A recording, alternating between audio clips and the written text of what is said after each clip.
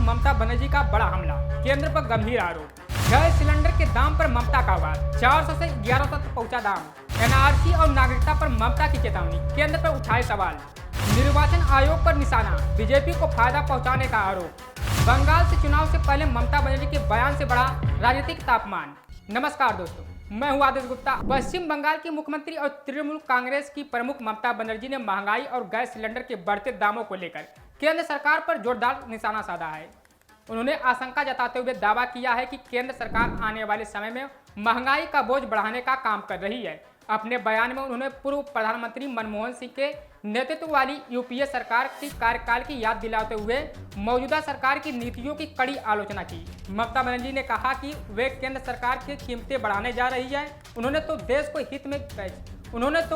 को ही बेच दिया है। मुझे मनमोहन सिंह की सरकार का समय याद है जब गैस की कीमत 400 रुपये थी, अब वह बढ़कर 1100 रुपये हो गई है। ममता बनर्जी ने यह भी आरोप लगाया कि केंद्र सरकार राज्य में आगामी विधानसभा चुनाव के बाद राष्ट्रीय नागरिक पंजीयन और जनगणना के नाम पर लोगों को नागरिकता छीनने का योजना बना रही है। बनर्जी ने तृणमूल कांग्रेस का चुनावी घोषणा पत्र जारी होने के दौरान प्रेस वार्ता में दावा किया कि चुनाव से पहले राज्य में अनौपचारिक राष्ट्रपति शासन लागू कर दिया गया है। उन्होंने दावा किया, केंद्र सरकार चुनाव के बाद एनआरसी और जनगणना के नाम पे लोगों की नागरिकता छीनने की काम कर रही है। मुख्यमंत्री ने कहा कि लोगों को ऐसे प्रयासों के प्रति सतर्क रहना चाहिए। बनर्जी ने यह भी आरोप लगाया कि केंद्र सरकार निर्वाचन आयोग के साथ मिलकर भाजपा को आगामी लोकसभा चुनाव जीतने में मदद करने के लिए परसिमन कवायद की योजना बना रही है। उन्होंने निर्वाचन आयोग पर आरोप लगाया कि उसने चुनाव से पहले भाजपा के लिए अनुकूल माहौल बनाने के लिए राज्य अधिकारियों का तबादला कर दिया है। तृणमूल प्रमुख ने कहा कि निर्वाचन आयोग भाजपा के इशारे पे अधिकारियों को तबादला कर रहा है ताकि चुनाव से पहले बंगाल में धन और हथियारों की तस्करी किया जा सके। उन्होंने कहा कि निर्वाचन आयोग की कार्रवाई के परिणाम स्वरूप प्रभावी रूप से अनौपचारिक राष्ट्रपति शासन लागू हो गया है। मुख्यमंत्री ने दावा किया कि निर्वाचन आयोग केंद्र में बंगाल में अनौपचारिक राष्ट्रपति शासन लागू कर दिया है क्योंकि भाजपा जानती है कि वह चुनाव हार जाएगी।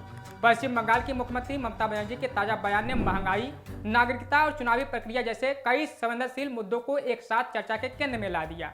उनसे आरोप जहां केंद्र सरकार की नीतियों पर सवाल खड़े रहते हैं, वहीं यह भी दर्शाते हैं कि आगामी चुनाव से पहले राजनीतिक माहौल तेजी से गर्माता जा रहा है।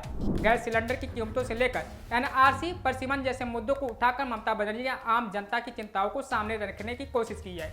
हालांकि इन आरोपों पर केंद्र सरकार या निर्वाचन आयोग की ओर से क्या प्रतिक्रिया आती है, यह भी उतना ही महत्वपूर्ण होगा। इस पूरे घटनाक्रम से साफ है कि आने वाले समय में सियासी टकराव और तेज हो सकता है। जनता के लिए जरूरी होगा कि वह तथ्यों के आधार पर निर्णय ले और राजनीतिक बयानों पर समझदारी परखे। कुल मिलाकर यह मामला चुनावी रणनीति और जनसभाओं का एक प्रभावित करने वाला एक बड़ा मुद्दा बन चुका है। सरकार ने आपूर्ति संबंधी चिंताओं का भी जवाब दिया। पेट्रोलियम और प्राकृतिक गैस मंत्रालय ने शुक्रवार को कहा कि एलपीजी सिलेंडरों की घबराहट की गई बुकिंग में काफी कमी आई है। गुरुवार के केवल 55 लाख बुकिंग दर्ज की गई है। सरकार ने आज अंतर मंत्रालयीय स्तर पर एक ब्रीफिंग आयोजित की जिसमें मौजूदा भू राजनीतिक तनाव के बीच आवश्यक वस्तुओं के विशेष रूप से ईंधन और गैस की उपलब्धता पर संबंधित वर्तमान स्थिति पर जानकारी दी गई। आज एक अंतर मंत्रालय ब्रीफिंग में बोलते हुए पेट्रोलियम और प्राकृतिक गैस मंत्रालय के संयुक्त सचिव सुजाता शर्मा ने एलपीजी संकट में आए सुधार पर प्रकाश डालते हुए कहा, अब कोई घबराहट में बुकिंग नहीं हो रही है।